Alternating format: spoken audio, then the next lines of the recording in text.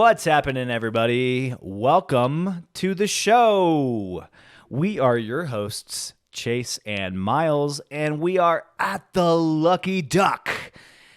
Thanks for joining us, everybody, while we do a special episode, the deep dive, the official deep dive and breakdown of the Johnny Depp and Amber Heard trial.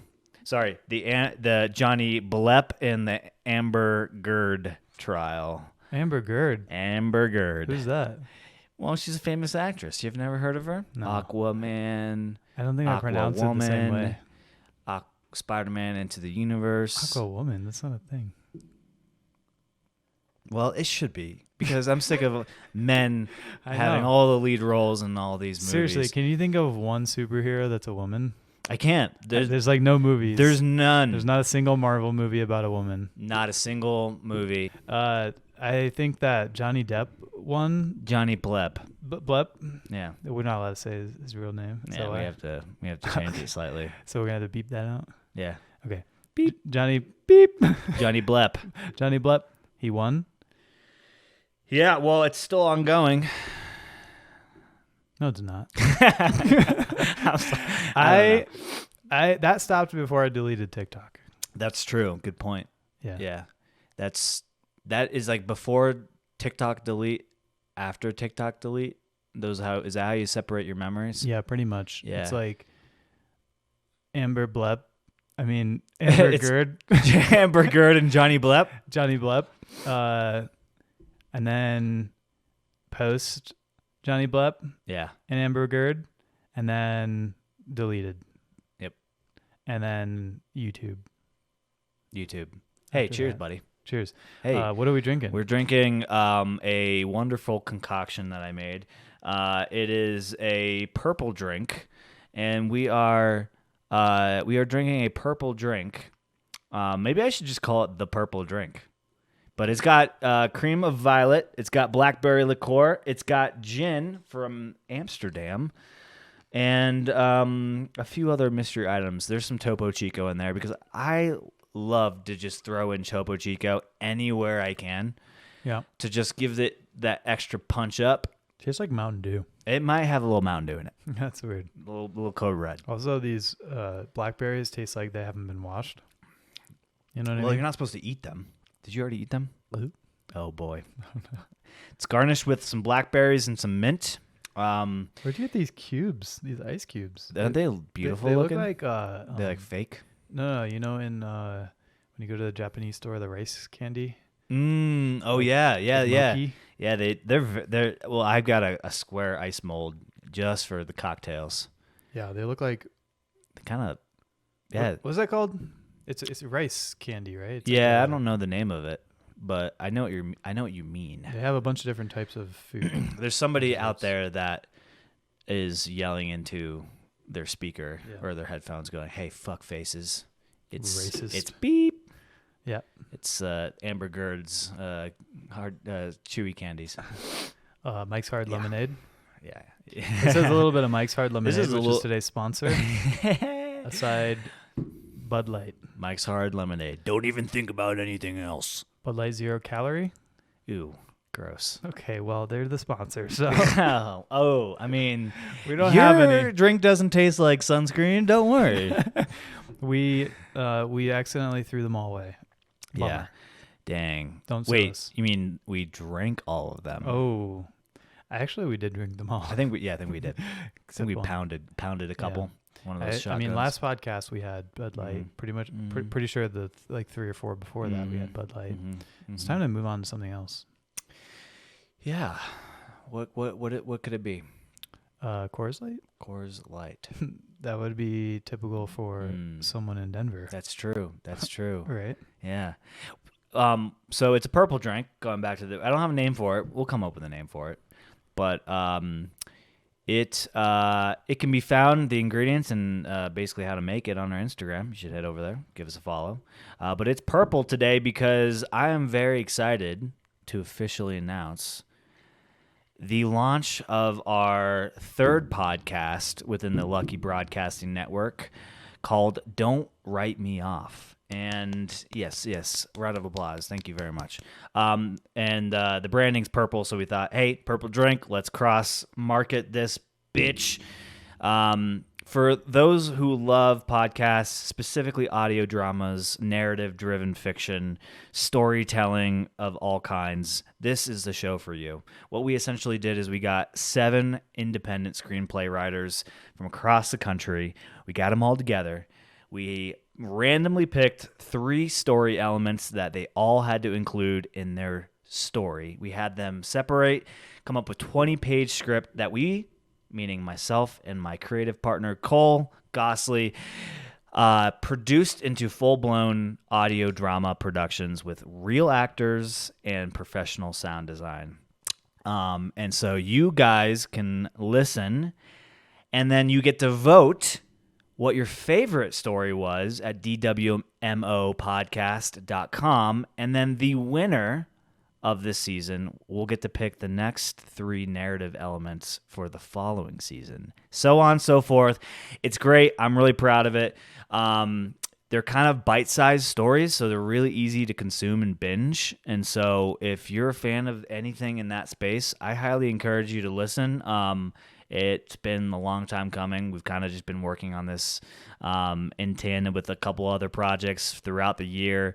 We're very excited, so go out and listen. It'll be on all podcast platforms this Friday. When I say this Friday, it's December 15th, 2023. And it'll be Spotify, Apple Podcasts, Amazon Music, all of that stuff. It's ad-free, so you don't have to listen to any of those, pesky sock and MeUndies fucking ads, Bud Light ads, Roku glasses or whatever the fuck people are advertising these days. You don't have to listen to annoying Bud Light commercials like we have on this podcast. It's great. You should listen, and I'm excited to hear what everybody thinks. Don't write me off. I have the website open here if we want to boom. Oops. Throw that up there. Yeah. Ooh. Oh, that's not it.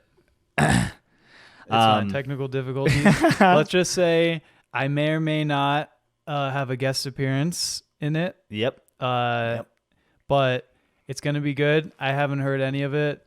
I just am blindly trusting Chase and going on a whim here and saying it's probably going to be the best podcast in the world. And stick around because we're actually going to dive a little bit into the making of Don't Write Me Off. Boom. And how you can make your own podcast. Yeah. Not really, but you can. But if you're interested in kind of hearing about how that happened and how Chase and Cole came up with the story and all that, or the concept and all that, stick around. We're getting into it. Yeah, we're going to get into it. In like 10 minutes. Yep. So fast forward 10 minutes if you don't like us.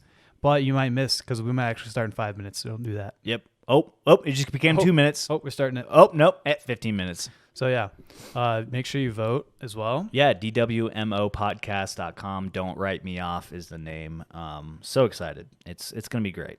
And I'm looking forward to, because what we're going to do at the end of the season, when everybody's voted, it's like a month out, basically, is what we're going to do is get all the writers back on like a Zoom call and do sort of like a round table, and everybody can kind of chime in on the experience, what it was like working with us, what they liked, what they didn't like, and then during that, we'll be announcing the winner. And so everybody's very excited about that. We'll post that as like kind of like the final end cap episode, so that'll come a month later after we release all of the episodes. And so y'all are going to be waiting in anticipation to hear who the winner is. So you're going to do like a Love is Blind kind of thing? Dun, where dun, dun. Everyone gets together and the fight? tell-all. They're like, my story was better. No, mine was. There's going to be lots of drama. There's going to be some chairs that are thrown through the Zoom call. Yeah. A lot of death threats. Mm-hmm. Yep. Be prepared. Drama-filled episode. That's pretty sick. I think the first, after you listen to the first episode, that will tell whether you listen to the second one. Yep. And same thing for the third one. And before the last episode is going to tell whether you listen to that one or not. Yeah, it's and like I said, it's like they're really bites. They're like, I think the longest one is like slightly over 20 minutes, so they're like really easy to listen to. And so you can probably, if you got some time on the weekend or during your work day, or maybe you're working out on the treadmill, you could bang through those like in one day if you Yeah, wanted seriously, guys, those audio dramas, they're not like listening to this. to. Yeah. Like we might make a 1 to 2 hour podcast and it might feel like 10 hours to you. Yep. These 20-minute podcasts are going to feel like 2 minutes. You might be going, man, why do they keep talking? These guys are bozos. Yeah. They just keep talking and talking. 2 hours goes by and you're like, when are they going to quit talking? This ain't it. This ain't that. Yeah, you're going to want them to keep talking. Yeah, you're going to be, after episode 7, you're like, where's episode 8? Oh my God. Then you're going to have to wait an entire year for the next season to come out. So, So sign up for our podcast subscription service and Yeah. you'll get them. Lucky Broadcasting Plus. Hey, man, it's not a bad idea. Yeah, it's not. Hey, tell Bud Light we're done. We got a whole new revenue model. A Lucky Broadcast Plus. Yeah. I like this. Yeah. Cool. So it's snowing outside. It is snowing. It's pretty cold. Super annoying. I had to drive over here. Yeah. I passed like 30 snowplows. Yeah. There was no snow on the road, by the way. Yeah, it's still like it's coming down. It hasn't quite, settled on the road, but those guys, they get out, they get earning right away. Sometimes. A little flurry comes down, you're like, Yeah. the guy's like, Yeah. smells like snow. They always seem Get to go to plow. the same road, though, and they just Yeah. plow one road, and they're like, that one's the most important. We don't care about any of the That's others. it. I'm like, boys, what are you plowing? You're just scraping the asphalt. This Yeah. doesn't make any sense to me. I know. And they spray out that chlorine shit or whatever it is. It's like a salt Yeah. or whatever. I think it's not salt. I don't Yeah. think they use salt because I think it rusts the cars and Yeah, shit. But it's like a all natural something. that doesn't kill the squirrels. Probably. It's safe. Unless you have a squirrel You could problem. get out there and lick the road if you wanted to. It's probably FDA think so. approved. I don't think you can do All right, that. don't do that. We're We're not doctors. Yeah, it's snowing out, which is normally good, except when you have to drive in it. Yeah, it's just Denver things. It's exactly. It's hashtag exactly. Denver things. That social media trend that's been going around where it's like, hey, I'm from Denver. Blah blah blah blah blah blah blah. Yeah, I do. I have a couple. I think should we go through them? Yeah, we should go through a few. Okay. All right. So here's my first one. Okay. Yeah, I'm from Denver. I wait in 3-hour traffic to go skiing every weekend. Oh, that was the one I was going to do, but I'll shit. do a different one. Okay. I'm from Denver. I drink beer at breweries. Ooh, I'm from Denver. I stopped to take a poop in the Chipotle down the street on my way home from work. Okay. Yep. I'm Yep. from Denver. I go hiking. I'm from Denver. I go by the Chipotle and ask the manager to stop locking the bathroom door so I can poop on my way home from work. I'm from Denver. I go rock climbing. I'm from Denver. I call Chipotle corporate to complain about their bathroom use policy and try to find the address of the general manager. I'm from Denver. I wait in traffic all the time.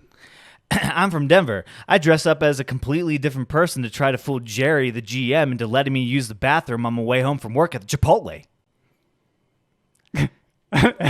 Oh no. What the fuck? I'm from Denver. I wait in traffic to go skiing on the weekends. I'm from Denver. I killed the GM, Jerry, at the Chipotle and wear his skin like a leather suit and then walk into Chipotle and use the bathroom on my way home from work anytime I want. I think you're doing this wrong. I might be doing this wrong. I apologize. This is not like a this is not story time. Sorry. I just had to get that off my chest. It's Yeah. been bothering me all Jerry? week. Yeah, Jerry Lipschitz. I know the Chipotle you're talking about because I also have taken a shit at that one and he's kind of anal about it. Get at it. Yeah. Listen, you got to do it. Chipotle is like that one stop on your way home. You're like, maybe I'll pick up dinner. And while you're waiting in line, it's a long line, so something's brewing. Maybe lunch isn't sitting right. Maybe you had a milkshake or a latte in the morning.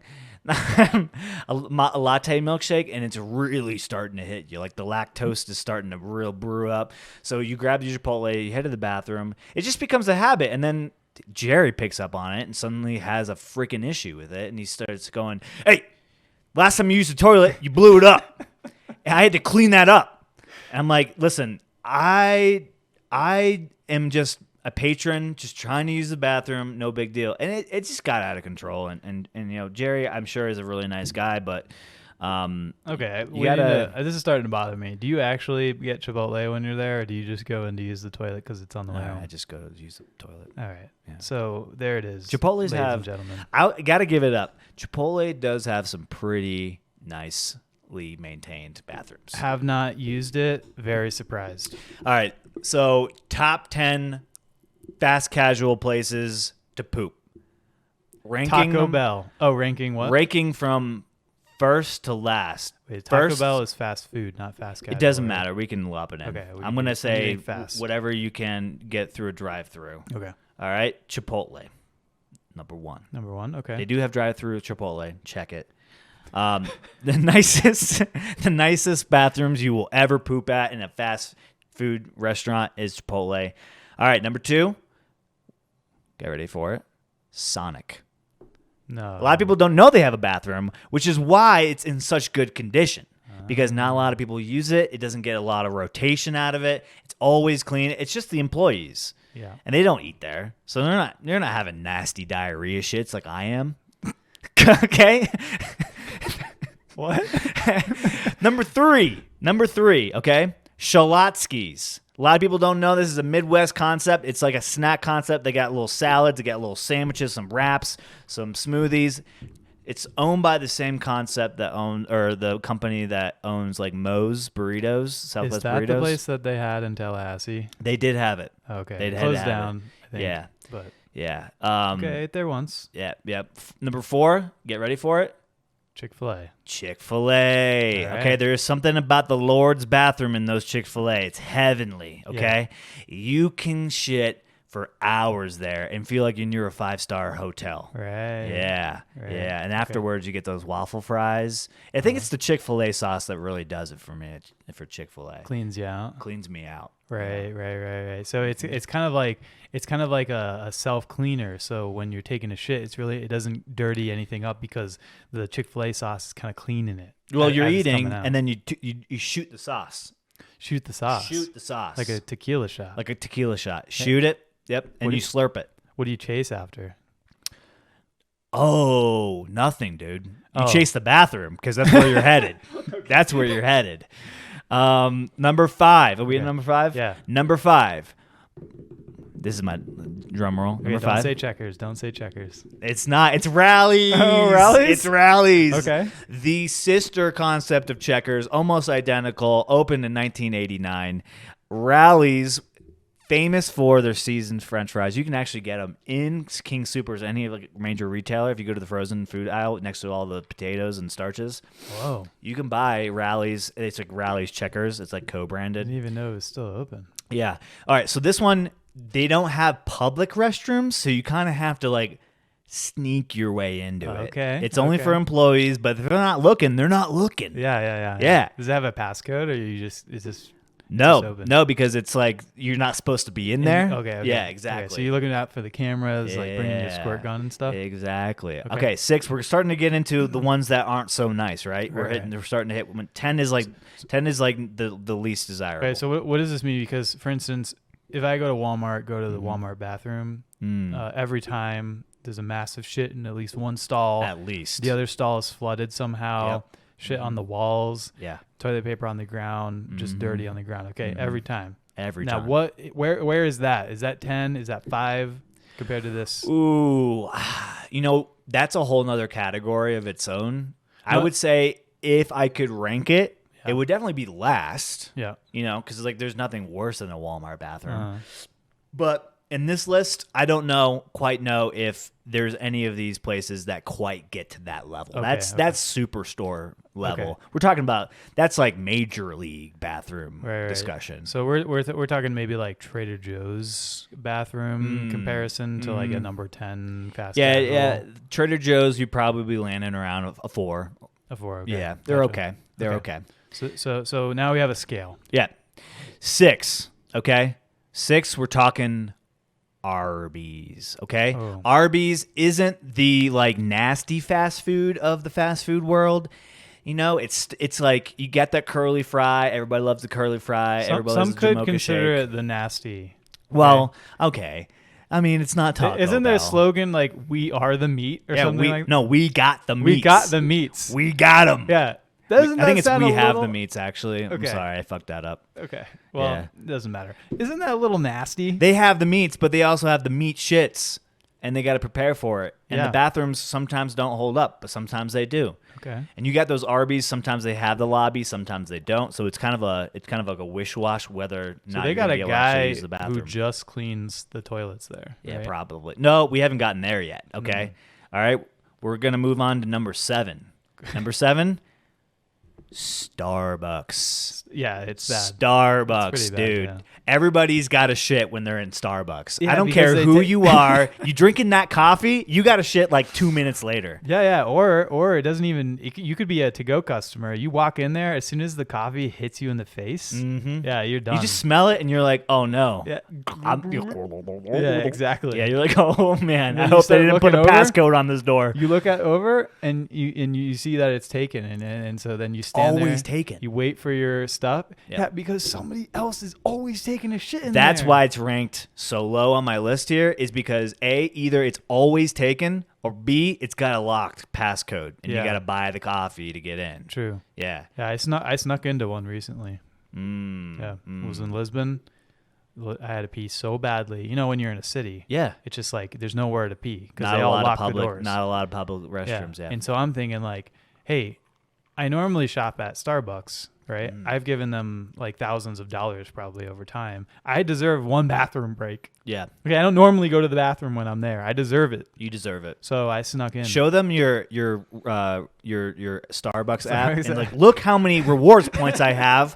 I deserve to use the bathroom. Yeah, they're gonna be like, you don't have that many. Really, what they should do is instead of using the passcode, they should just like have the NFC thing, and then Yeah. you like hold up or that scans the barcode on your app. And you're like, oh, you're a customer. Like like you have to be like ranked high in the percentile of like if you just download the app, you can't get in. Yeah. But if you're like a year in, you order it every other month, and you're like, okay, all right, you're It was super awkward though. I had to act like I wasn't using the bathroom because here's what happened. It's super busy, right? Really long line. It's in the evening. I don't know why Starbucks is always busy in the evening. It's so weird. But I walk in, busy, don't know who is who. I'm trying to make it towards the bathroom, but when I'm walking in, an employee's kind of walking like not towards me, but just in my direction. And so he sees me come in, and now I'm like, okay, the bathroom's right there. What, like he saw me, you know what I mean? Like he knows. he knows what I'm doing because He's I like, I oh, looked we over, got one. I looked over at the bathroom door, and then I look into his eyes, and he looks into my eyes, and he kind of gave me a nod. Oh, you shouldn't have locked eyes, dude. That's I know the thing. I know. Yeah. And then I'm like, fuck. So I kind of like start to like look around, like I don't know where the bathroom is, and I'm kind of just looking like, oh, where's my friend? You know, who's holding my coffee that I bought Yeah. a couple minutes ago. That's So I'm so kind of weird. doing this like scratching my head, looking around. There's a lot of people. Oh, is in he there. back there? Yeah. Is he back and in the meanwhile, corridor? he's getting closer to me. So I'm thinking, oh, fuck, he caught me. Mhm. Right. He's coming for me. Red-handed. So I look at him again. We lock eyes again. And I'm just like, he knows it. And then he turns right. Like just stops looking at me, turns right, and starts going towards the bathroom. Oh no. Yeah. Oh. And I'm thinking, and right now the bathroom door is actually open. So you know it's good. Yeah, I know He's it's good. There's a lock on it, but somebody had left it open. Ooh, what a bro. That's a fucking bro right And there. this was one of those where it was like you needed the passcode to get into the door, and then once you're inside the door, it's kind of like a hallway, and then the men's and women are separate. It's not, yeah. it's not one of those where like it's a single bathroom or it's separated or unisex or anything. So now I'm thinking I got to get in there before he closes it. Right? Yeah. I got to get in. Otherwise, I'm going to stand in this line. I'm probably going to pee my pants waiting for this. Plus, you probably looked a little homeless, so he's like, "Oh no, here we go." Exactly.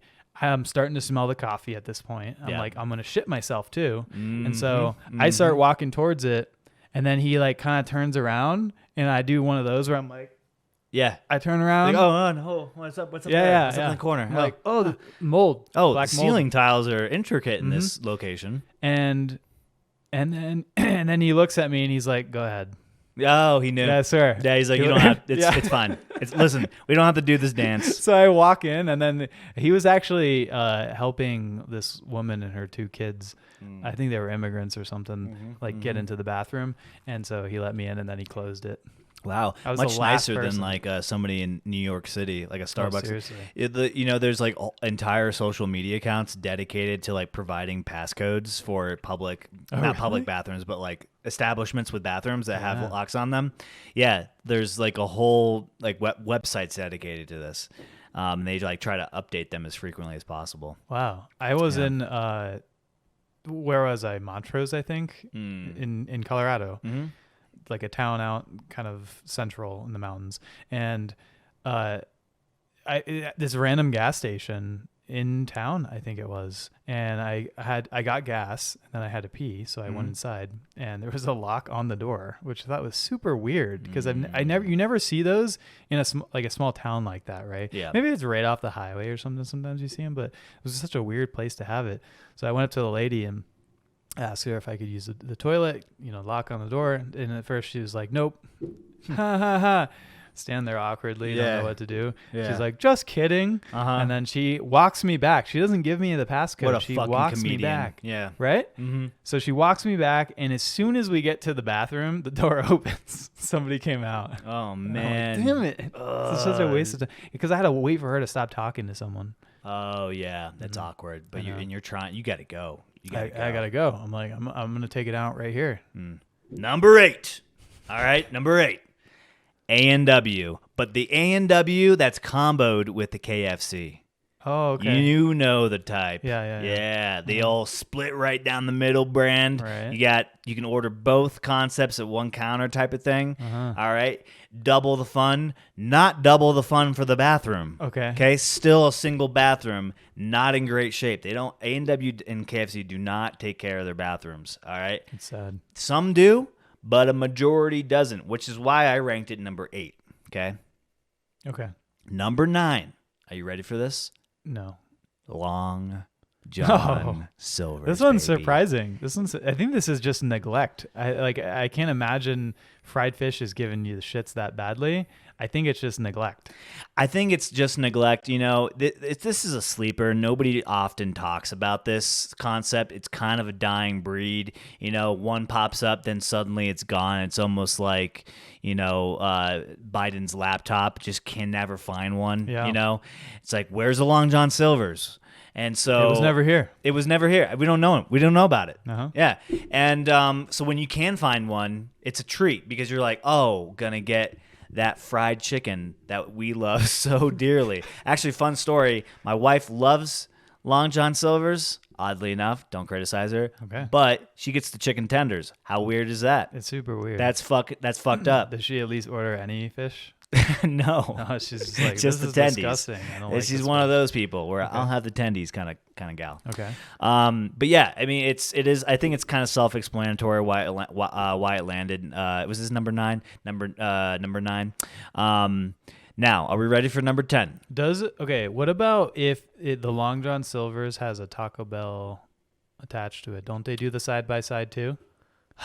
Well, number 10 is Taco Bell. Okay. All right. So if you got yourself a Long John Silver's combo with the Taco Bell, you're like a 9.5. Oh, you're shit. not quite at the tip of the scale. Okay. 10. Yeah. You're Because half the people are getting Long John Silver's. Well, I mean, let's be honest, like 25%. If there's a combo, it's like probably 25% of the revenue goes to Long John Silver's. Yeah, why even have it? It's like it's money like laundering. You see a lot of them, like they do the co-brand thing, and then like 6 months later, it's a Taco Bell standalone. Right. So it's sad. It's sad, but Taco Bell doesn't need much explanation of why it lands number 10 on my list. Okay, it is Taco Bell is synonymous with diarrhea. All right, you get the chalupa, you get that Dorito Loco Crunchy Taco, whatever. 5 minutes. You can put the timer on your phone. 5 minutes, and you're about to paint the bowl. Somebody called the museum. I got another piece. Fits right into your collection. Okay? That thing is disgusting. We're talking like almost Walmart Supercenter bathroom level quality, okay? Right. They barely have any toilet paper, okay? In the urinals, if they have any, there's no those little urinal cakes, so it constantly Sounds like reeks of piss. Yeah. I don't even know if the people going in there are either blind or they just want to play who can piss on the wall the most, but they are doing it, and it's not pretty. Yeah. So that's why, sorry, Taco Bell, but you just got the number 10 spot on my bathroom quality list. It's not great. I could go on and on. We can publish the total list of concepts. I mean, I had to condense them. I'm disappointed I didn't hear Dairy Queen on that list. You know what? It was close. Okay, number 8 spot almost was Dairy Queen. Okay. But it's the Dairy Queen Grill and Chill. Right. It's not the normal Dairy Queen. Yeah. Okay. You can't just go up to the window. That would be more like a Rallies where you have to sneak in. You gotta sneak in. Yeah. So then it's a little nicer. You gotta sneak in. Right. Yep. That makes sense. So there you have it, folks. Do what you will with that data. We're just humble scientists doing the Lord's work, reviewing the bathrooms. We'll publish the full list as well as how they were ranked. The grading criteria. Testimonials. Pictures of our dumps that we did for science. I actually remember in college going to Taco Bell next to the Walmart. We used to go shopping at Walmart, and then we'd get Taco Bell after, like every single time, and then I'd go back and eat it and just die for like a half hour. Yeah. And I would think, why do I eat this? Oh, yeah, because it was $3 and I'm in college. Yeah. Or it's just the amnesia effect where you're like, I'm never doing this again. Yeah. And then like a week later, you're like, oh, Taco Bell. That's the thing. I think they put cocaine in the meat because you remember when they used to when there was that whole thing where it was like Taco Bell's ground beef is not actually meat, and then they sued that person. Yeah, Taco Bell was like, hey, slow down. All right, that's not quite true. Meat is defined as if it's 60% beef, then you can call it beef, right? Something like that. They came out. They had a big thing in the newspaper, and it was like, our meat is actually meat, blah, blah, blah, blah, blah. And we sued the guy who said he wasn't. Anyway. We're talking labels here, folks. Listen, if tomorrow they were like, Taco Bell's not even food, it's a tree, I'm going to go, all right. You're still getting it. I still know what I'm getting myself into. I've had it before. You're addicted. I'm not addicted, bro. I just can't not have it. Okay? I don't know what to call that, but it's not addiction. It's addiction, and it explains why the bathroom ranking is what it is. Because if you went there and had Taco Bell and had the experience that you have afterward, you'd never have it again. Bro. Like no rational person would have it again, except when there's an addictive substance in it. What's the 40% other 40? What's the filler in the meat that like what's the mystery part of that? It's like 60% beef. Let's just this is not true. Taco Bell, do not sue us. Yep. But for comedy, it's 60%. What's in the 40%? What are we doing? What is Taco Bell putting in? Are we doing laxatives? Are they doing a little bit of cocaine? Are they doing? I feel like there must be a little bit of laxatives because imagine if you ate Taco Bell without it, it would just stop you right up. I mean, that stuff. Yeah. That stuff is so thick, it would just go into your intestines and get stuck in there. You know what I mean? It's like, can we single it out? Like, what is it? What component of for instance, the hard shell taco? Is it the cheese? Is it the tortilla? Is it the lettuce? Or is it the beef? The only way to find out is to eat loads of just each ingredient and then find out how your body reacts to it. I'm talking like eat a gallon of that beef by itself and be like, okay, it's definitely the beef. Or just the cheese or the sour cream. Like you gotta break it down. Or is it just the combination, the eerie combination of all those beautifully prepared ingredients that gives the meltdown? Also, like, some people would say, oh, you have diarrhea at Taco Bell, you're just weak. Oh. You're just fucking weak, bro. Oh, yeah. I eat Taco Bell and I'm good. Yeah. I'm good on the Taco Bell, right. dude. That's a thing. That's a thing. Yeah. I used to be called names and you get bullied. Yeah. They're like, really? Yeah. Really? It's Really? like, I'm You have sorry, uncontrollable diarrhea I have afterwards? stomach problems. I'm sorry. I'm allergic to meat. Mm. And then they would make me eat more Taco Bell, and it would just make the problem worse. It's fair. It's a fair assessment. Yeah. I don't know. Look, we should probably get off the topic of diarrhea and ranking fast casual bathrooms. I don't know. It's All right. I feel like I'm with it. our listeners are gonna think, what are these guys doing? Do they really think that I want to hear the ranking of the best fast food chains? No, but what they want to know in our next segment is, all right, who has the best bathrooms in full-service restaurants? Starting with... No. Longhorn. Yeah. So, on my new podcast, Don't Yeah. Write Me Off. I'm very excited. I think y'all should listen. Have I mentioned that I have a new podcast out coming Friday? So, 12/15? I got some questions for you. Okay. Actually. Look, guys, if you don't know, Chase has produced numerous amazing shows and podcasts. I mean, this one probably one of the better.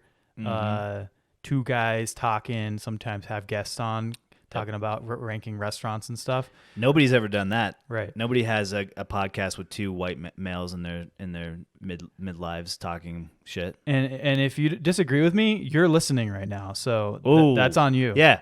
That's something's wrong with you, buddy. Yeah, you could be listening to Kevin Hart's new podcast or Daniel Tosh's new podcast. NPR has a podcast. Why are you not listening to that, huh? They have like 30 of them. Yeah. Something wrong with Because you. why not? It's on you, not me. But this guy, produces At the Lucky Duck, Original Kin, Don't Write Me Off. Have you heard of Big Bang Theory? Because that's a decent show, but unrelated. But anyway, so I want to get back to the beginning of things because,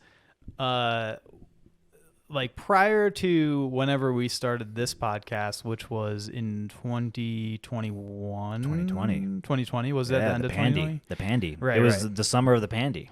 Okay, so it was that summer. I couldn't remember. So I remember you came to me and you were like, "Hey, I want to start this podcast where we rank the bathrooms of fast casual That was the places." goal. We finally did it, boys. And that could be our last episode. Yeah. But before that, you were kind of a podcast, like a podcast listener. I was an enthusiast. Yeah. You listened to a lot of different podcasts. I remember years before that, you telling me about podcasts like Joe Rogan or some of these different,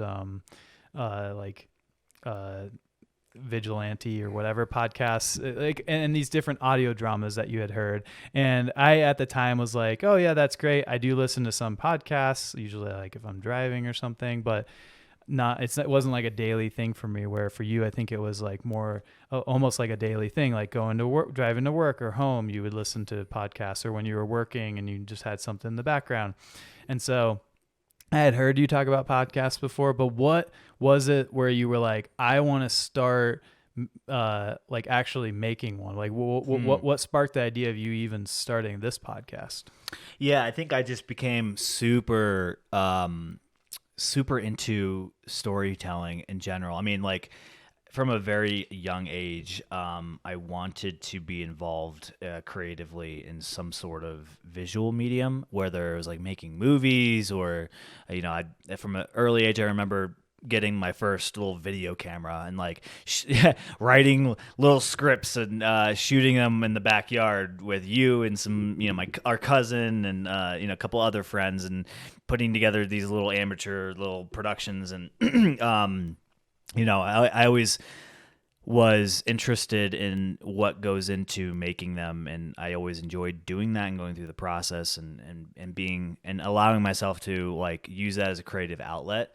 And so, as I shifted into my career, starting out as a graphic designer, that was a way for me to use creativity as an outlet, and kind of left the whole idea of making something like of a storytelling kind of sentiment behind. And when podcasting started to explode, my first real introduction into podcasting wasn't like something like Joe Rogan or like a talk show type situation. It was fiction, and then later like true crime, and then into like talking shit type podcasts with a bunch of friends or whatever. So I was always a real enthusiast of the medium. I thought, how cool is it that they can create IP and content and tell stories without actually going through big studios, without the Hollywood gated community where you got to basically, stroke a guy to get your shit made, and with millions of dollars. And so,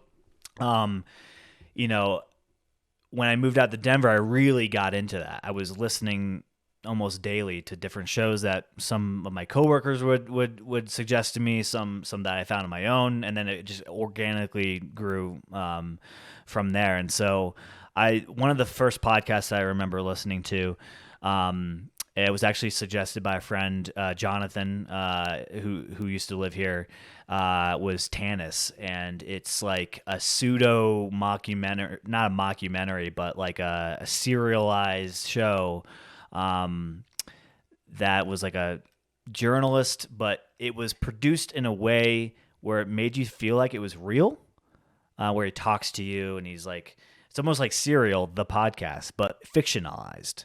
And so that took me down a rabbit hole of all these fiction type storytelling podcasts.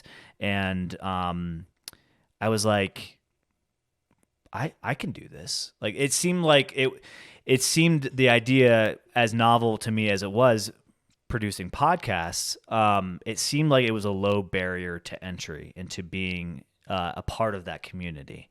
And so we started our show, and that was a way for me to really kind of dip our toes into podcasting. Like, what is it like to host a podcast in terms, not like what we're doing right now, but like, what does it mean to upload it, distribute it to all the platforms, which is like it's called hosting.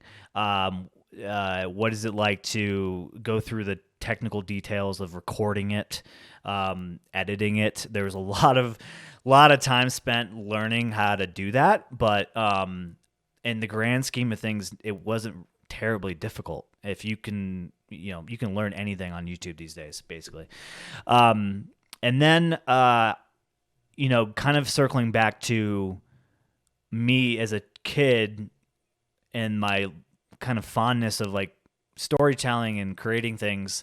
I've always had this idea for a show, for a story. And I remember even in middle school coming up with this idea. And I never really did anything with it. It just kind of was like something I'd tell people like, oh, I've got this story, and they'd be like, oh, cool, whatever. But I remember having a conversation after we published this show with a friend who lives in Hollywood, who we all know. It's Cole Gosley, who is an aspiring, screenplay writer. And he was like, oh, I've always wanted to do a podcast. I'm actually like thinking about doing one where it's very similar to yours, where I talk to other writers and things like that. And I said, well, I've got a story that I've always held on to that I think would be killer for a podcast, of like a fictionalized storytelling type audio drama.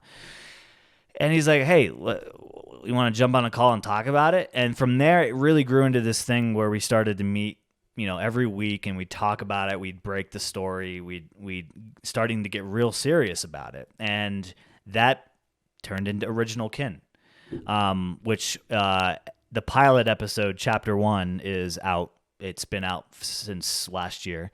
So you guys can listen to that.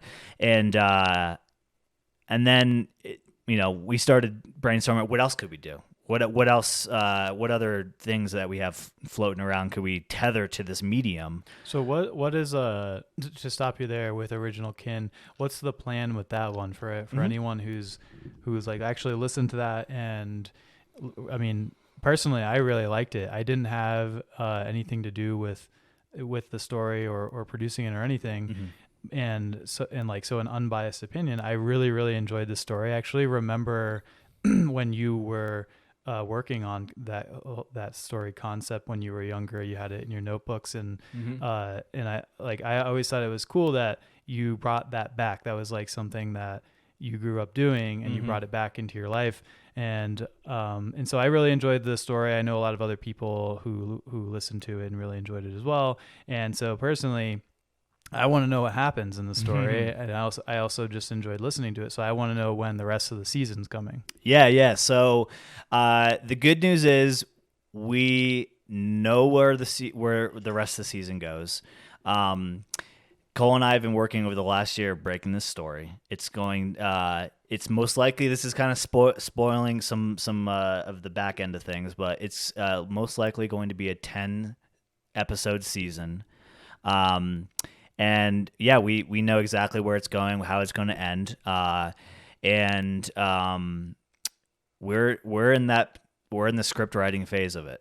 They're going to be hour-long episodes most likely. So it's kind of a massive project. It's going to be our like quote unquote flagship project for our kind of like little production studio that we got going on. Um, and it's gonna most likely going to take up till 2025 to actually get it all out and produce, because that's just how much work is involved. Like we have to. It's essentially, if every page is a minute of content, that's 60 minutes an episode times 10. That's 600 pages of script. It's a mammoth, and I don't want to say we were naive going into it, but I think we were like, oh, we can just bang this out, no problem. But I think it's going to be a testament to how well crafted the story is, because we spent so much time creating the universe of which the story takes place, of breaking the story. I mean, we would spend almost every Sunday for 3 hours straight on Zoom, because he lives in LA, just breaking the story, coming up with the beats of each character arc. And there's several, dozens of characters in our story.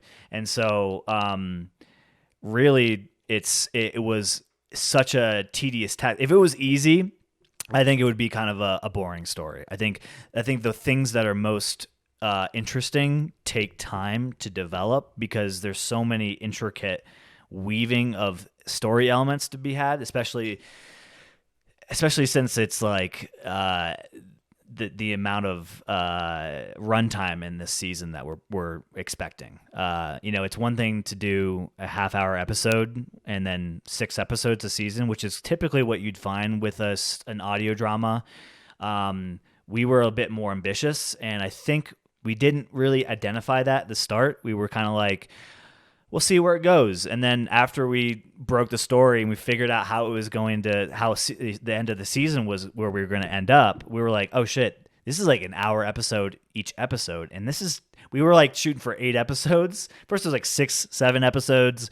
Then it was like, oh, well, we have this whole thing. We need to expand it. We need to, without spilling into season 2, and we obviously don't want to talk about that because that's way into the future. But that's kind of like the trajectory of that show. And I'm super excited. As soon as Don't Write Me Off is published and we can kind of let that kind of marinate on the podcast platforms, we're quickly writing the scripts for season 2, and we're so excited to start dipping into that, because it's kind of we took a little bit of a break creatively from that. Not to say that we were still meeting, but like we weren't dedicating 100% of our time to doing that. It was like we're kind of splitting our time between these 2 shows, because we did, and I'll kind of get into this, but Don't Write Me Off, as much of a cool concept that it is, being the competition, a writing competition, essentially.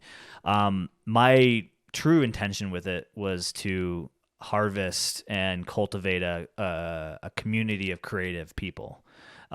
So I'm hoping, like, over the lifespan of the show, and hopefully it's many, many seasons, that we will create this community of writers, of actors, of sound engineers, of mastering artists, and just be able to foster that community and create something that everybody can like connect on and network and like, oh, you worked on this show or you worked on Don't Write Me Off, and oh, I had this other idea, and that way everybody we can just kind of create that community for podcasting in general. Yeah, that's an interesting idea. I mean, obviously there's studios that produce podcasts, so there's like people who are dedicated to working on podcasts, but I feel like there's not the community aspect where it's like, are you working with people and like are all around the world, not just in your studio talking about those things. So I mean, I don't know if something like that exists because I'm not in the space, but it seems like a really neat idea and something that if I was doing that, I would want there to be. Yeah, and what's great about it is some of the writers are established writers. I think there's a few that have some really impressive credentials, and there's some that are dipping their toes into the industry. So it's a wide variety of people with resumes. But if you have any difficulty breaking into the industry or creating content because of the barrier to entry in Hollywood, this is a great way to get your content produced. I mean, like I basically made their story come to life for free. There's no strings attached to this, and so it's a great way if as a writer to get your stuff made. And for us, it's a great way for fresh, unique, creative ideas to come to life. Yeah, that kind of reminds me of I don't know what it's called, but I see the clips on YouTube Shorts all the time of the comedians. Is like the couple comedians. Oh, is it Kill Tony? Is that what it is? Yeah. Yeah, and they'll have just amateurs come up and tell jokes, and they'll play with them and stuff. And Yeah. I think that's like in the comedian space and the comedy space, a great way to get new talent out there, and like especially with TikTok and whatnot. Because you've seen a lot of amateur comedians blow up because of TikTok, right? Yeah, Like they weren't. What was his name? Matt Rife or whatever his Yeah, name was. yeah. He blew up because of that. I don't know. I think that's a neat idea, but that really reminds me of that this kind of thing, but in the comedy space. So. Yeah, it's a great comparison. I do think that there's a lot of through lines and parallel thoughts there. One thing that I really enjoyed was just not only the writers aspect of this, but also getting a lot of actors involved, like actual voice actors. And there's a lot of eager talent out there that just haven't had their break in the industry, who are doing voice acting as a way to like build their resume. And so when we tapped into that pool of talent, and a lot of it was like, oh, a friend of one of these writers, because everybody in this industry relies on networking. It's like such a massive part of your job is not only just doing the day-to-day things of producing your content, but also just networking and talking to people, because that's how you get onto other projects. And so when we were working with these writers, we were able to be like, hey, do you have any recommendations of who might want to be part of this project? And they're like, yeah, I have a friend who was on this, and we reached out to them, we got them on board, and there's some really amazing talent that out there, some of which have done things, some of which this is their first thing that they've ever done, and they killed it. And so to be able to for us, it's great because we get to work with amazing people, but for them, it's great because now they have something to show other people when they go to look for more work. Like, oh yeah, I started in Don't Write Me Off episode 3, blah, blah, blah. And so for me, it kind of just ties back to that ultimate mission, which is just to create and cultivate that community. Yeah, that's, I think, really awesome. I feel like a podcast like this, it's super easy because you only need you and me. You don't have to think about, I mean, some of the ideas or some of the things we talk about we'll think of before, but a lot of times it's just general conversation that we have. We don't rely on other people necessarily. We don't need to find actors who match the voice or tone of what we're looking for, all those things. And but did you originally like when you and Cole were brainstorming, or whoever had this idea of creating Don't Write Me Off, was it more like, hey, I have this idea to do this type of podcast, or was it like, was it more of the, I want to create this community, how could we do that first? Yeah, so we did Original Kin first, and through that, there was a lot of lessons learned when interacting with the people in the industry. And so for me, I started to lean and I don't know, push towards that direction of being like, oh, I would love to have a pool of people that we can talk to, not only to like ask for help or, hey, do you want to star in this show or whatever, but also just to bounce ideas off of, and Cole and I can't quite take 100% credit for the idea. It was actually Russell Ramtahall, our good friend Russell, who also stars in Don't Write Me Off, a few of the episodes. So shout out to him. But he sort of planted the seed for the idea, which was he has a group of friends and they had the idea. I think one of them was like saying, "Oh, I want to write this story," and they're like competitive, so they were like, "Oh, well, I could probably write a better story." I'm kind of butchering the origin story of this, but basically the nuts and bolts of it is they got competitive. They were like, "Who can write the best story?" And we overheard that, and Cole was like, "Huh, that sounds like a great idea for a podcast." And then I was like, "Oh, well, that would be a great way to like cultivate a community."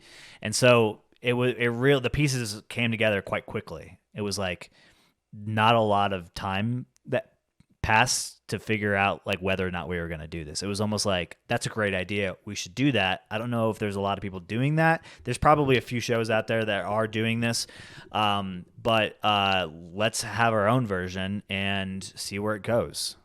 Yeah, and I think so. Like going from there, I think this is a little bit different from Original Kin, because with Original Kin, at least what it sounds like, is you and Cole are spending tons and tons of time on the story and everything that goes into story and story writing or creative writing, whatever. And now it's more like the actual production of the podcast, right? Because you have the storytellers, so you guys aren't focusing on that as much. And now it's more like, how can we tie everything in, and then also producing the podcast. So it seems like you're able to work on that craft a bit more than you were maybe with Original Kin. Yeah, it is definitely like we're wearing a slightly different hat in this production than we were in Original Kin. And yeah, the delivery of product was much quicker. Because we were not having to write the show, like you'd mentioned, and so it has allowed me to sharpen my sound design skills and all the producer skills, and this is Cole's first like director like credit for something like this, so he got to really dive into that and get a feel for how to do that. So is he one of the writers as well? No. Okay. Mm-mm. So he's purely taking on that director role and not director, host, coordinator, kind of like almost a project manager in a sorts as well. Okay. So this is even more different for him because for you were doing a lot of the work on Original Kin related to the actual production of the podcast, because that's the skill set you already had, and now you're doing that, but refining that skill, right? And then he's kind of doing like something not totally different, but I guess maybe he was doing that too with Original Kin, right? A bit. I mean, yeah, a little bit. Where you like shared that role. Yeah, it was less of a directorial role for him in that project, and that's kind of more of what the hat I was wearing for Original Kin, but yeah, I think it was it was nice because I was doing a lot of that and I didn't have to do this that time, and so I got to, I don't know, you just when you swap roles like that, you just get different perspectives Yeah. and get to see like the other side of the tracks type of thing. For sure. And probably there's certain things that you're glad you weren't in charge of, and like Yeah, I mean, listen, it's I have a full-time job. He has a full-time job. So this is really our second job, as I'd like to call it. And so it's really, really tough to come home from work and then dedicate hours every night to doing this, like every single day of the week.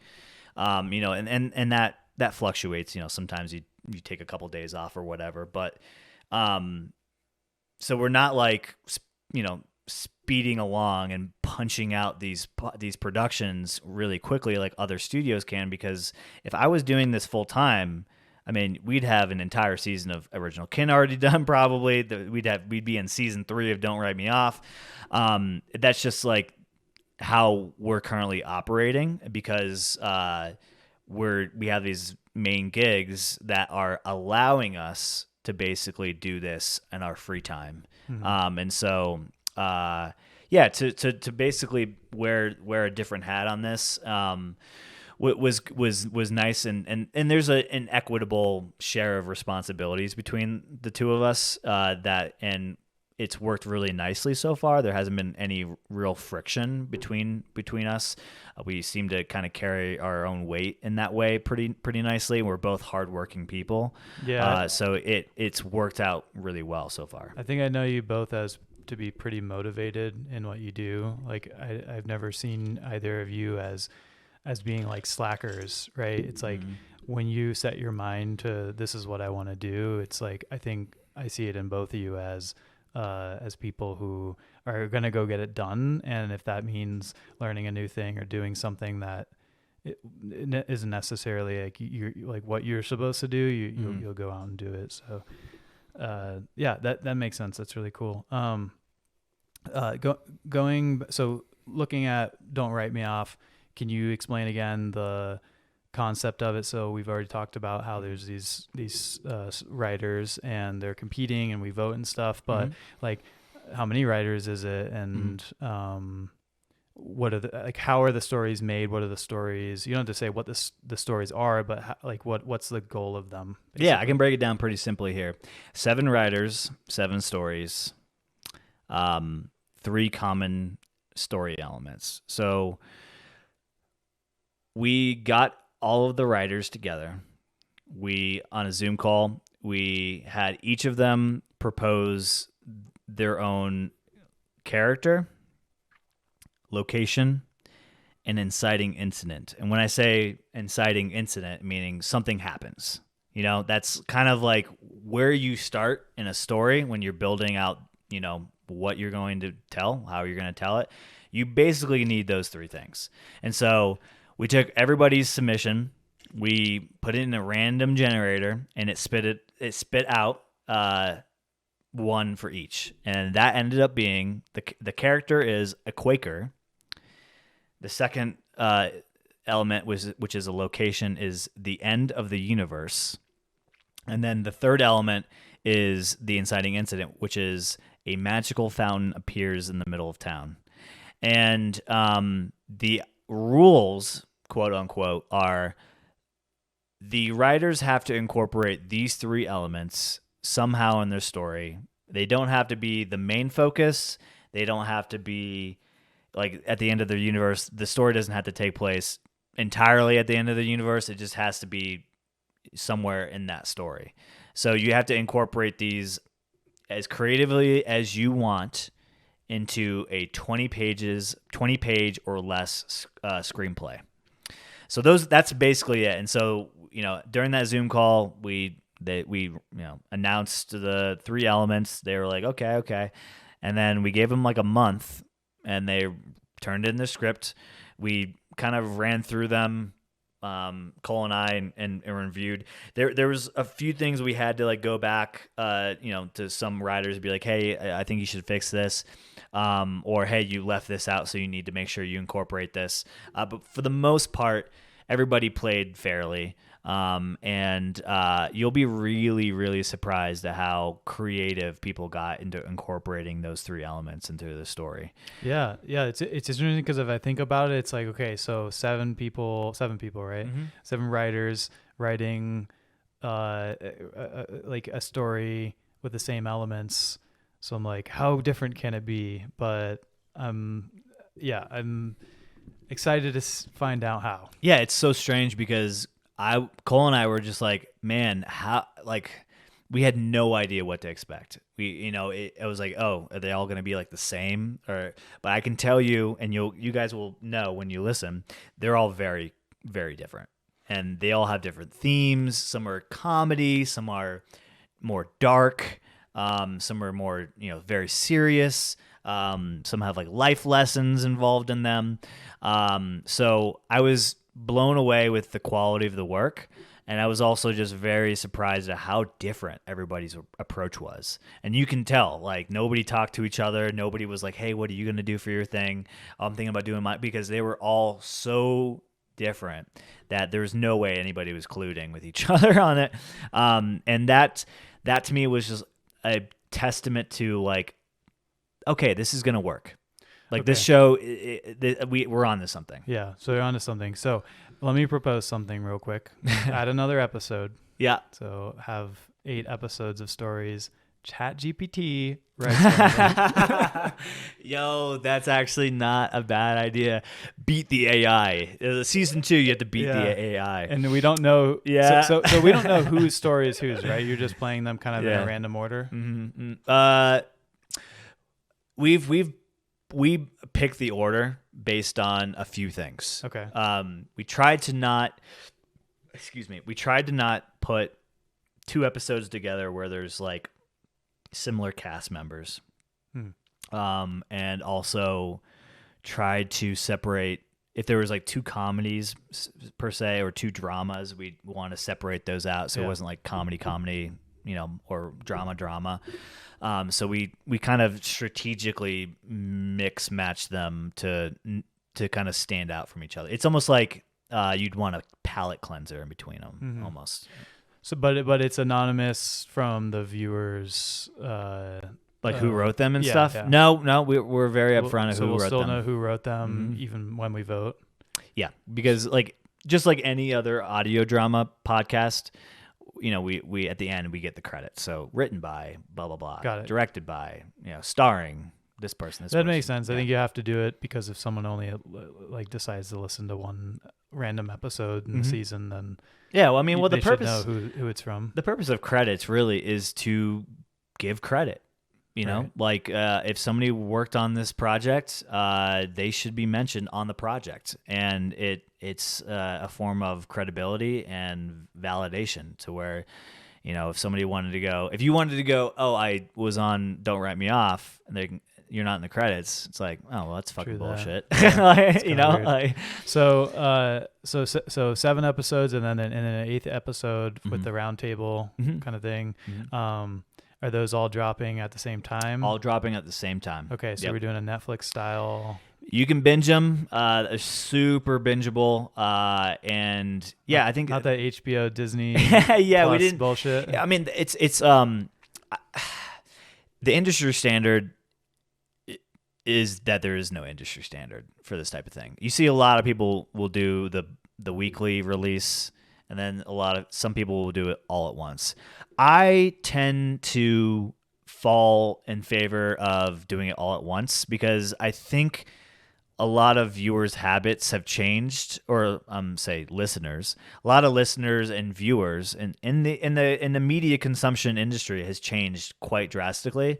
I think a lot more people are interested in binge listening versus waiting. And for us, it's not a serialized production, meaning like these are one-off independent stories that don't link up with each other. So it doesn't really make sense to like keep somebody on the edge of their seat waiting for next week. Yeah. And I got to be honest, one of the things that we learned with Original Kin was a lot of people won't give you the time of day unless there's a lot of content to listen to. I think it's just it's probably also a visual medium predicament, but for audio, people like putting it on and just letting it run. And maybe they're working out, maybe they're working on a project, and then they're listening while they're working. They just want to have enough content to where they don't have to go back to their phone and like find a new show. So that was quite frankly some candid feedback we got. Like I remember when we launched the first episode, and I was like, "Hey, my pilot's out, chapter 1. Please listen." And a lot of people were like, I remember on Reddit, somebody just randomly posting like a month later going, "Hey, do you guys remember that show Original Kin? Do you know when all the other episodes are coming out? Because I didn't want to start it until all the episodes are ready." Really? I read that and I was like, my heart sank because I was like, fuck. Like, I get it. But it also sucks because I wanted everybody to listen to it and to talk about it and give us feedback. Is this good? I mean, I know it's good. I believe in it. Obviously, I wouldn't have made it, and I wouldn't have published it if I didn't think it was worth listening to. But like, it was just kind of disheartening, and just I guess I chalked it up to be a learning lesson. Like next time when we go, we'll want to release it all at the same time. Give the people what they want. Thanks, Netflix. Yeah. That makes sense. I probably don't think of that as the listener. There are definitely still shows that will do weekly releases or whatever. I think you really have to be a well-established story to do that. Like Disney can do it because they own all that IP, right? Yeah, you have to have people who are paying attention to you. Yeah. And will keep paying attention to you. But if you came out with an episode, I could think it's really awesome, but I might forget about it by next week. Yeah. Because it's not like Star Wars. Like I want to see the next Star Wars episode, right? But it's like, don't write me off. Could have been just as good as anything, top writers and producers have done, but I might just forget. Coming out with it all at once, I think that makes sense.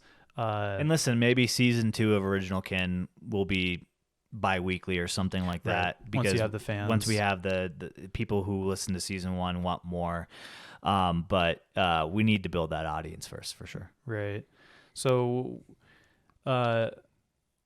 we talked about the writers.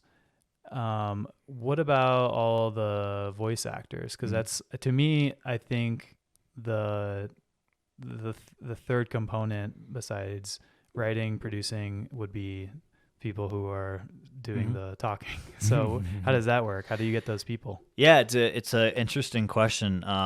And we learned a lot doing the first show, Original Kin, and for that one, we approached it very professionally. We had contracts they would sign. It was very clear, detailed of what the expectations were, how much they were getting paid, because you got to pay if you want good content. Either it's quid pro quo in that industry, right? I scratch your back, you scratch mine, or you pay them well. And so for Don't Write Me Off, it was a little different because this isn't a serialized show. It's a one-off. The purpose of a contract, first off, is to protect the actor and to protect us. It's a mutual beneficial document, meaning you can't get effed over, I can't get effed over. And for something like Original Kin, it makes sense because if we're doing more than one episode, I've heard many times from other people in this industry where they didn't have a contract and they're on episode 3 of 6 and that person just ghosts them. And you're like, what the hell, man? Like now suddenly I have to replace you as one of the main characters because I didn't have a contract, meaning I wasn't contractually obligated to provide you with the work. For Don't Write Me Off, we didn't really need that. I think some people we had sign like I can't remember what we had them sign, but the nature of the project warrants the good faith type of relationship, right? Yeah. Some people do that in business too. Yeah, absolutely. And that's totally fine. But for something that is as serious as we want to be, like for Original Kin, where we need the same person for all 10 episodes and it's quite a commitment. For some people, like maybe my friends, maybe would wouldn't do a contract, but like I still would want to do that, and for us to be like a respectable part of this community in terms of like the industry and to be taken serious, I think contracts are kind of a must thing, a must do. And again, I've heard the horror stories of people going, didn't have a contract, I'm kind of screwed. Now suddenly this character sounds different because we had to go with a different person. And it can be anybody from like a stranger in the industry that you don't know that's really talented to one of your friends, you know? So to circle back to your question though, a lot of the Don't Write Me Off cast was through connections, you know, and that was just the nature of the project. So, hey, who do you know?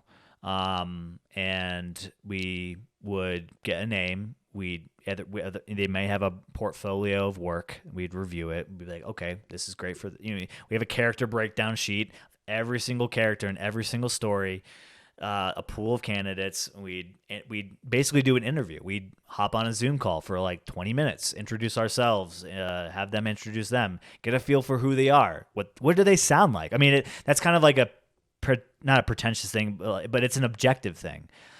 I can't have somebody with a high pitched, female voice playing a gritty,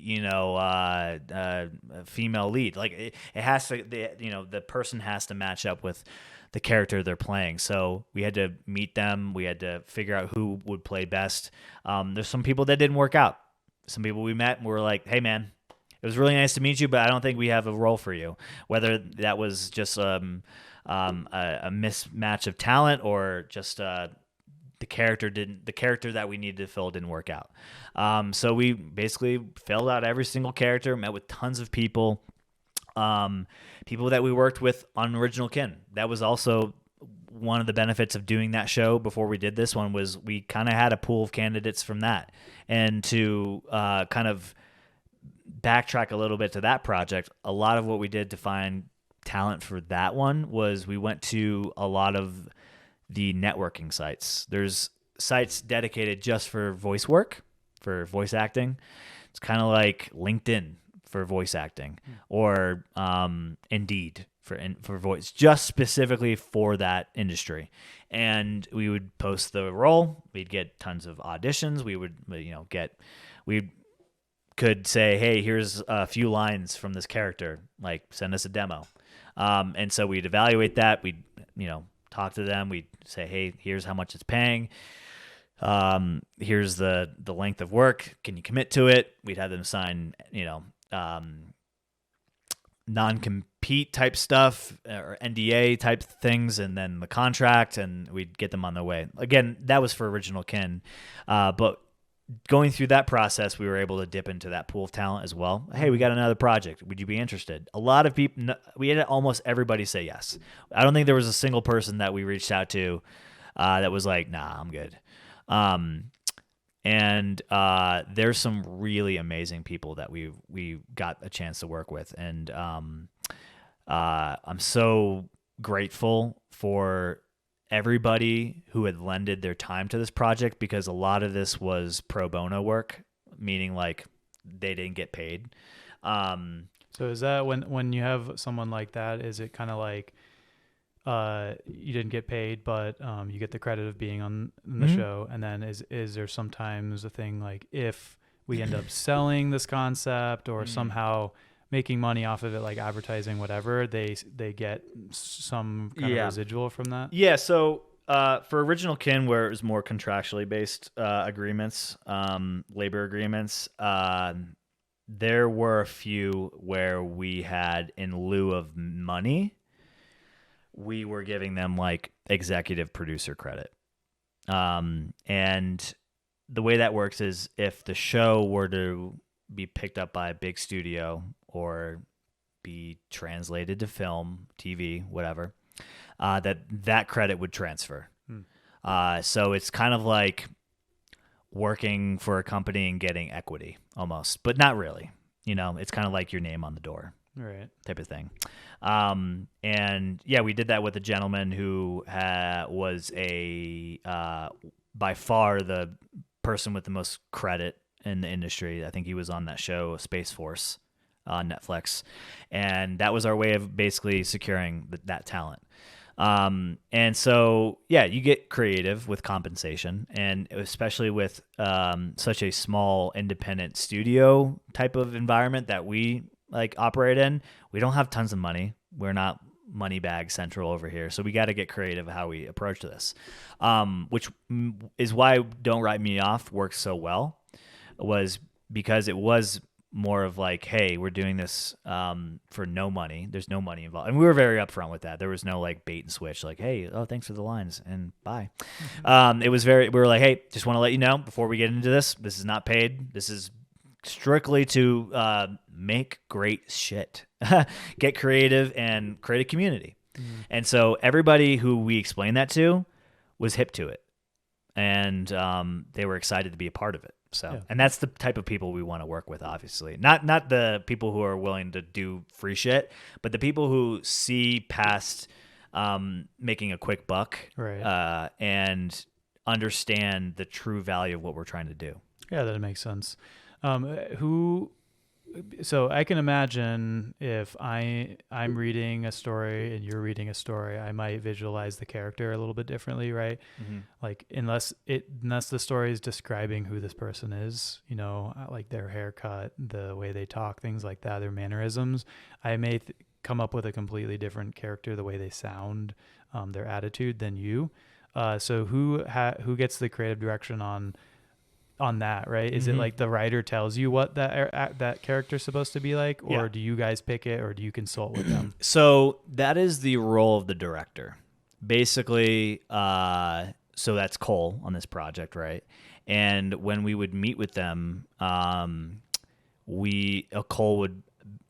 would provide some direction on who the character is, give a well-rounded understanding of that.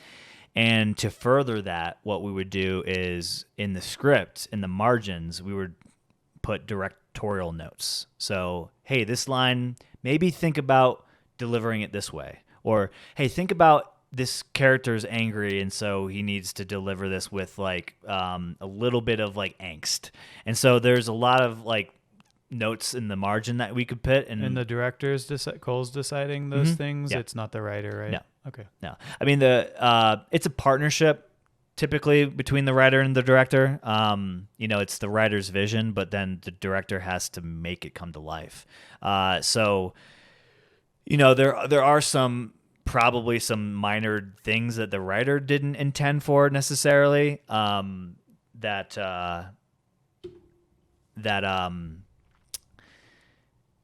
we ended up taking a little bit of creative agency because it just wasn't fleshed out in the script. And we're like, oh, well, okay, so do it this way. And it all worked out. So now that we have a lot of people who are already working from home and stuff, and podcasting is becoming a big thing. A lot of people already have recording equipment, right? I know that was a thing before COVID too. A lot of what I've heard is a lot of voice actors for cartoons and stuff, adult animated series, things like that, would do it from their house, right? Or they'd go in some local studio or something. So are these voice actors doing it from their homes? Do they have someone feeding them lines? What kind of feedback are you having to give them? Yeah, that's a really good question. So a large majority of the voice acting work was done remotely.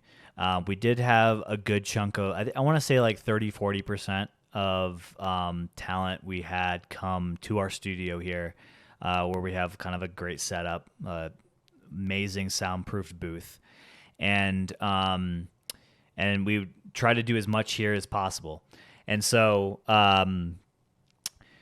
a lot that's probably the most frustrating and challenge we had was mix and matching some audio quality differences. Somebody has this mic, they're recording in their apartment, there's lots of reverb, and so there are many times where we had to go, hey, let me let me give you some tips on how to reduce that, how to mitigate that, because it's like up against a high quality recording. It's the contrast is so revealing, and so we would have them do it again, essentially, with some guidance. And so the biggest thing is reverb. If you have, you can have. Can you explain what reverb Yeah, reverb is? is basically just sound waves bouncing off of hard surfaces, and so it's the echo that you hear in a cave.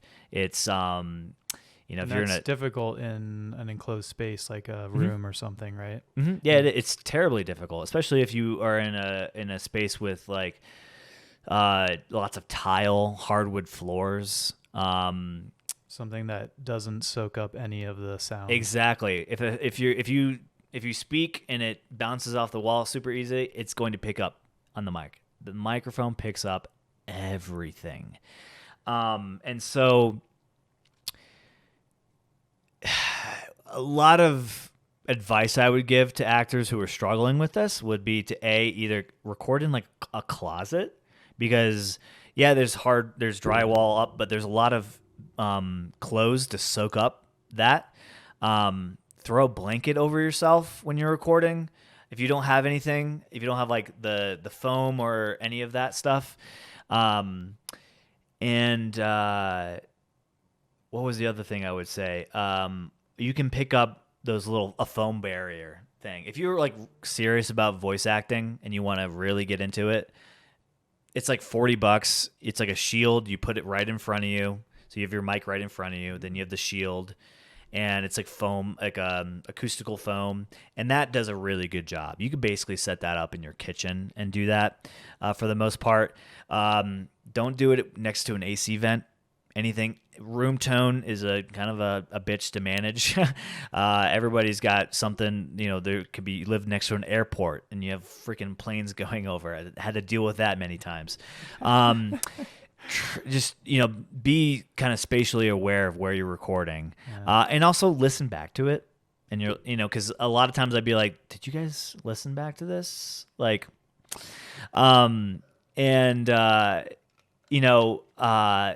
it's okay. That's why we're here. We're here to like not only to make the show just for just for the fact of making the show, but also just to like for everyone to learn. Everybody learn. Like, you know, it. I want you guys to grow with this industry. I want this to be your first show where you have something to show everybody. Hey, look how great this turned out, and I was a part of it.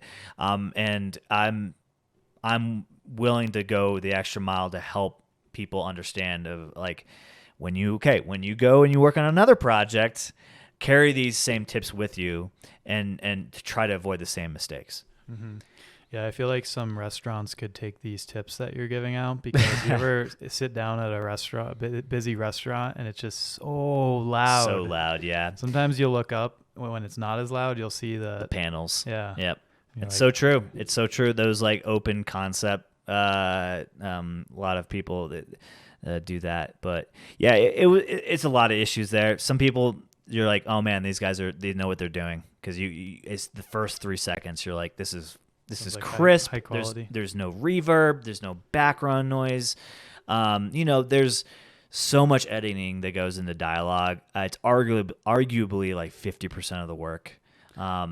Guys, don't use your AirPod Pros to record your audio. I did have somebody do that, and God bless them. It just didn't work out. Did you have to send them a mic? No, it was like their mic wasn't working, so they they felt bad and they wanted to get it over to us. And so they sent us that just to send us something, and I was like, we can wait till your microphone gets fixed. It's fine. Anytime I ever talk to someone on my AirPods, like they hear literally everything. They're like, what are you doing? I'm like, I don't know. I'm crinkling a little paper or something. Yeah, exactly. I mean, it's for something like this, we want the highest quality possible. We want it to sound like television for your ears, I think is the phrase I love to say. And for something like what we do right here, you can have, like, we have these great dynamic microphones I wouldn't use these to record professional dialogue for a narrative podcast. I use a condenser mic and like in a sound booth. But even using your phone, the iPhone has an amazing microphone on it. You could use if you wanted to do a podcast where it's just you ranting into the void about whatever happened to you last week and that's your show, you could use your phone. Apple also, I just saw this on a YouTube. Apple came out supposedly. I don't know if maybe this guy just made this up with these new. They're the wired AirPods or whatever they call them. That use it's called lossless audio. Do you know what that is? Yeah, it's like it's an audio format. Yeah, and however they record and utilize that, it sounds really, really good. Yeah, I mean, there's a lot of people who will do podcasts with those just those earbuds, like the conversational type podcasts. Yeah. And people who are on like Zoom calls and stuff will use that sometimes too. The microphone's great. Yeah. It's fine. I mean, like the technology these days is, like I said, this whole thing, the reason why we were so not easily able, this is not a walk in the park, folks. A lot of time, I've spent hundreds of hours on this show, on the Don't Write Me Off show.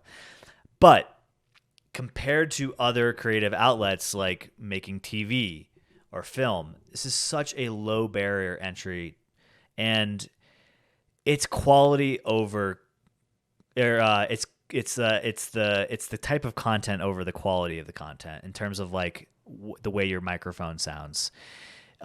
There's so many great podcasts out there that just use their iPhone microphone, and it's about what they're saying and how they're saying it and the delivery of it and the timing and everything. Little to no editing, and it's gold. And then you have people who spend thousands of dollars on hardware and the fanciest microphones, and it's shit. Not the quality of the sound, but like the content. Yeah, it's just not. It's not good. Yeah, for sure. I mean, if I'm watching like a TikTok or something, for sure, that's something where I literally don't care if it's the worst mic in the world. Yeah. Or really the quality of the video or anything. If I'm listening to like a podcast like this, I don't care as much. I care a little bit more, but then like an audio drama, I would care the most out of all those. But still, I think as long as it's just decent audio, like not blowing my ears out or has too much reverb, blah blah blah, then it's fine. And that was kind of my guiding light for this podcast. At the Lucky Duck podcast was, don't worry about how it sounds, just hit the record button and start doing it, because that's the most important part. If you can start doing something and continue to do it, it's going to get better quality wise, and it'll seem like less of a hurdle to get to that point because you just started doing it. Just plug it in, hit record, do your thing. Well, this is a lot easier too because number one, we're using the same equipment. It's going into the same sound equipment, software, blah, blah, blah. We're next to each other, so we can kind of match each other's level of speaking. But with these other podcasts that you're doing, and you kind of hinted at this a little bit earlier, when you're getting these audio clips from these actors, how are you matching them? I mean, I know you might give them feedback, say do this, whatever, but eventually you're still going to get different levels of audio. Some people just talk softer, whatever, or they might have had some recording that made it. I don't know. I don't know how sound levels work. And then you have things where you need to put sounds in it, right? Like doors opening, going up a stairs, whatever. How do you match all of those things? Yeah, it's all in the editing. I mean, there's some dynamic filters you can put on. You know, it's without going into the technical details of it, there's a lot of editing that goes into it. Does the software help you a lot? Like, can you put into whatever software you're using, here's two people talking, try to match it, or not quite? Like you're hinting at something that's like akin to like some sort of AI software that can just recognize it and do all the work for you. It's not quite as easy as that. No. There may be a tool out there. I use Logic Pro as my DAW, which is just the workspace of of editing and exporting and things like that. And they have a lot of great tools in there to help you push, pull, try to reduce reverb, add reverb, compressors, expanders, and envelopers, all kinds of a library of things you can do. And they all have different knobs, and it's really complicated, and I still fully don't quite understand the entirety of the program, but I know enough to make the show. And I think that just goes with any kind of audio space type of engineering. For Original Kin, the chapter 1 that we released, we had a professional audio engineer to master the file. And when I say that, what I mean, when you master something, it's to get the loudness out of it.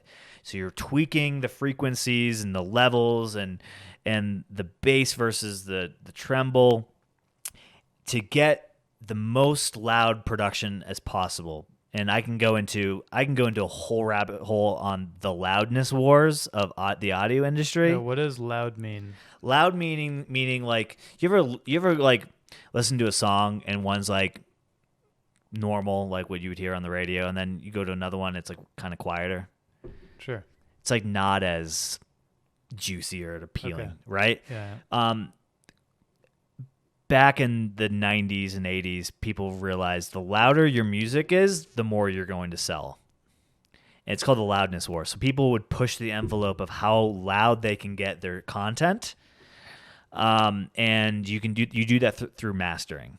And because I quickly found out, my first export of chapter 1, everything was so quiet, and you turn the volume all the way up, and it was still really quiet, because what happens is you have some really loud moments, and that's your top end. And if that's your top end, it pushes all of your levels, all of the levels of everything else way down. Okay. And so you would have these really dynamic, loud moments in your episode, and they get really quiet. And so by mastering it, you can kind of balance everything out to the loudest capacity. And so I learned how to mostly do that in this new show, Don't Write Me Off, because I had no idea. And if you look online, like I said, you go down a rabbit hole, because a lot of people, even still to this day, people who are in this industry, veterans, still don't quite understand how to master. It is like a wizard science, and a lot of people are like, don't know how it's done. It's really complicated, and I think it's just it's kind of like you have to spend 100+ hours in the process of doing it to really understand how to do it properly. I still don't know how to do it properly, and I apologize if the show's not mastered to like an expert level, but I think it sounds pretty good. And the fact that they're only like 20 minutes long also makes it a little easier, because if Original Kin was like almost an hour long, and it was like combining scenes together, and like all this was done in one scene basically, so like a 20-minute scene.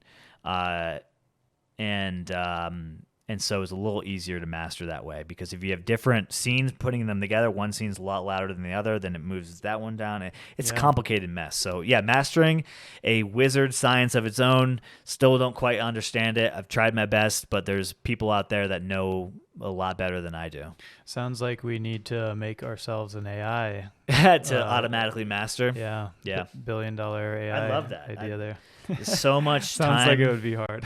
There's so much time, like so many hours of work go into editing sound, and you quite don't understand or appreciate it until you actually do it. It's just like anything that requires lots of attention and time and things that are tedious. Yeah. Yeah. When you need to add sounds, because I feel like a lot of people don't maybe appreciate or realize what else goes into it. It's like if you listen to one of those podcasts without the environmental sounds, it probably might feel awkward, right? Like long pauses, or just not being aware of where people are or what environment. So like, do you have a like a bank of sounds, or do you record them? So that's a great question. So there's what's called Foley sound design. which is basically anything that the characters do or interact with. So if I pick up my phone and put it back down, that's like basically a Foley sound. So if like our character did that in our show, I would have to go and record that myself. And I use a microphone called the Zoom H5. It's a really great high fidelity condenser mic. It picks up the most fine sound. Like you could like sniff or smell something over in this next room over here, and I'd pick it up all the way over here in the microphone. So it's a spy mic. It's a spy mic, it's a spy. It's a spy mic.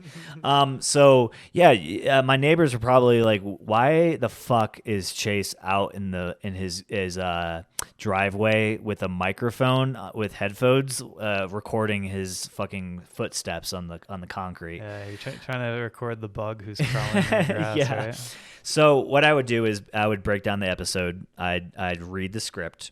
I would in an Excel document or Google Sheet document, I'd notate all of the required sounds. I would notate which is a Foley sound, meaning what could I record to get the most authentic feel for the show, and then what are some other thematic or general sounds that I could pull from a library, basically. And there's tons of libraries out there. There's ones that you can pay for. There's some free, royalty-free sound, like freesounds.com or freesounds.org is a great resource. It's not the greatest content. It's just like people who upload stuff and they're like, hey, you can use this copyright free, whatever, royalty free. And then there's other websites where you pay a monthly subscription and they have an entire library and you can search through the library to get the right sounds. I use a combination of two of those things because one may have one and the other doesn't have. So it's just about finding the right pool of resources. But a majority of the sounds were actually recorded using a microphone. For the one that has the monthly subscription, can you take a sound and use it in your work and then stop paying for it, or do you then have to stop using that sound? That's a good question. I be want really to say that you need to pay for it in perpetuity. And when you do download, you like basically assign it to a project, and then like the license to use that sound, it gets assigned to that project. So then you can't use the sound for other things, for instance, right? Like you could, but then you would have to assign it to a new project. Like, and they say in like the little caption that like they scrape YouTube or whatever, and if they find that your sound and it's not associated with the project or whatever, that they'll like issue a violation notice or something like that. Oh, interesting. So like, okay, what if you don't need that anymore, right? Mm-hmm. And like, or don't write me off as 10 years old now. Yeah. So you're not paying for it anymore. If I did, then I would just take it down. It's like a cease and desist, basically. That's really all they could do. Because I know, so for instance, like with social media, if we license out a clip to someone for organic usage, they can post it on their Instagram page, and then we'll say you have 3 months where you can do that, or it's in perpetuity type of thing. Yeah, right? Yeah. But we'll say you have 3 months license to use it. But if you've posted something, like you don't have to take it down later, right? Right. You know what I mean? Like once you've used it, that's fine. You can't use it for other things in the future, or paid ads and things like that. But it can still exist out there. I feel like that you just would can't be post fair. any new content using that same stuff. Yeah. So maybe that's what they do. It could be. Yeah. I don't know. I'd have to read the fine. Otherwise, that would be super, super annoying, right? It's like everything. Well, I don't have any reason not to use this service anymore. It's pretty robust, the one I use. But that's how I go about doing that. So I'll have a schedule, and then on my Foley recording days, I would basically have my iPad and with my microphone. I go through each sound, and I'd hit record. I go, okay, Oat World Foley 1, because I have ID next to every single Foley, character, Bob Hugs character, and I'd have to record that, and then I'd hit stop. Were you hugging a pillow? Hug myself. Yeah. You learn a lot about what things sound the best. Like I go to hug, I wear like a puffy jacket because that makes a lot of noise. Yeah. Things like that. I'd have different shoes for each character, has its own pair of shoes. For like the father character, I'd wear like, more professional dress shoes. And then if it was like a kid, I'd wear like my Adidas shoes. And if it was a girl, sometimes I had Janie, my wife, walk around and I'd record that. So, you kind of have to get creative. And I gotta say, I didn't hate doing that. Like, that was kind of actually an interesting exercise. And I did it for Original Kin too. And obviously, like any production, you need to do Foley, because there's stock footage out there or stock audio, but a lot of it's overused. So if you really want something niche, something creative, something unique, you got to do it yourself. I feel like the sound wah wah, like that's a pretty overused one. Yeah, wah, wah. That's a pretty overused one. Yeah. A lot of music was kind of handled that way too, in terms of like leaning on some other people to produce that. We had some of the writers give us music that they wrote. Yeah. We grabbed some from some of those libraries. I love making music. I don't have time to score the entire show. In fact, I think when we do Original Kin, the entire season 1, we probably will bring in a professional to score the entire series, because I think that's one of the things, me personally, when I listen to audio dramas or storytelling narratives in the podcast space, the music will make or break your show. And I guess that goes with any kind of visual medium too. Yeah. Music is so important, both tonally and thematically. I mean, it just sets the show up. Like, you can tell what's going to be a thriller or a comedy or a drama just based on the first 20 seconds of music on the show. Totally. It's so important. So important. Yeah, definitely. I think that's why, I mean, if you think about movies, when they have action scenes, whether it's fight scenes or cars racing or whatever, a lot of times you'll have, something like rock music or whatever, like a lot of times a very popular song. Yeah. And like they're probably paying a lot of money to play that in the movie, but it totally makes it worth it, because it really changes the scene. Whereas if you just had some like classical music playing, it's going to be completely different how it plays out in your mind. Truly is. Yeah. So are you happy with the outcome? Because this is coming out by the time this podcast comes out. Don't Write Me Off will be out already, so we'll have all listened to it by now. But at this point in time, you've heard it all. Are you happy with the outcome? I am. Yeah. No, there's some great episodes here.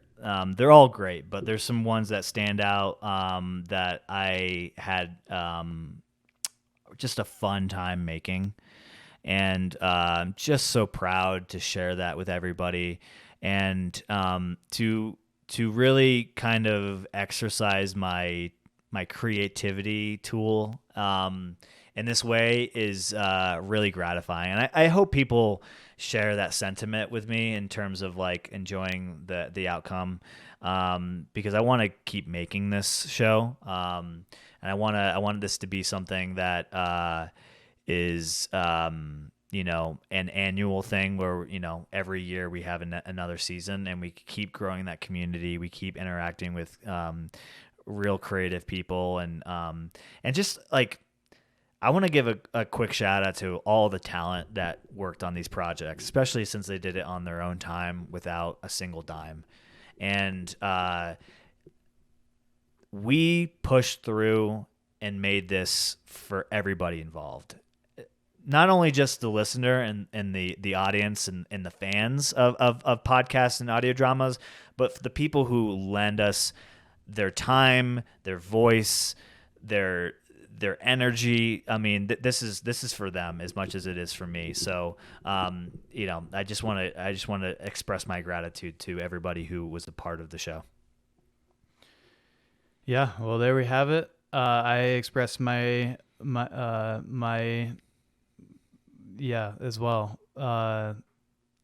I really enjoyed Original Ken. I think I'll really enjoy Don't Write Me Off. I'm excited to do the voting, kind of experience the whole thing.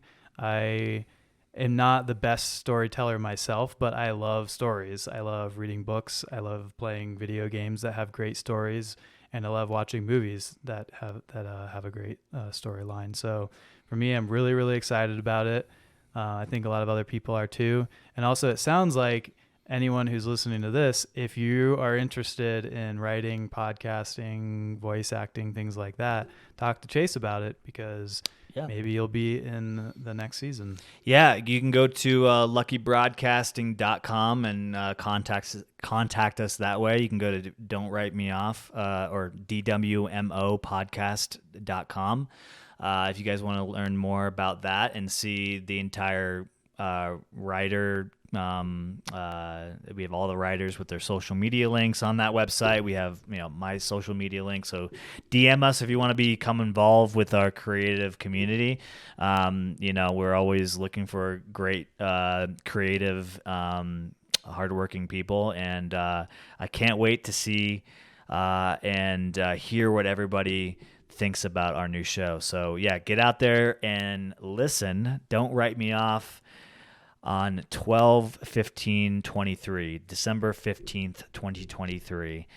Everywhere you get this podcast, you will find that one. And don't forget, like Myles said, after you're done listening, you tell us who the winner is. And you can vote in the link in the show notes or at dwmopodcast.com. Does voting open? Does the voting portal open on the 15th? It does. And then how long is it? It's going to be about a month. Yeah, so you got about a month. Don't worry. You got plenty of time. Like I said, they're very bite-sized, bingeable episodes, so you can get through it in no time. And I'm super excited. Sweet. Awesome. Well, on that note, we'll go ahead and wrap things up here. Thanks for listening, everybody. And thanks for watching on YouTube. Again, hit us up on Instagram. Give us a follow. If you want to follow the Don't Write Me Off Instagram, we're posting all kinds of cool stuff there. I'll be posting all kinds of behind the scenes, what type of microphones we use, what's our recording environment like, a little bit about the writers and who's all involved. You can follow us there on DWMO Podcast. Just all the social links, X, which is Twitter, Facebook, Instagram, TikTok. We're on TikTok. I know we deleted the TikTok, but I'm on TikTok because of that show. You folks roped me into it. But yeah, and if you want to hear or see rather what Myles and Sarah are doing at Adventuring Eyes, you can hit them up on Instagram or at adventuringeyes.com and listen to Don't Write Me Off this Friday. Do it. Thanks, everybody. And goodbye. Go to bed.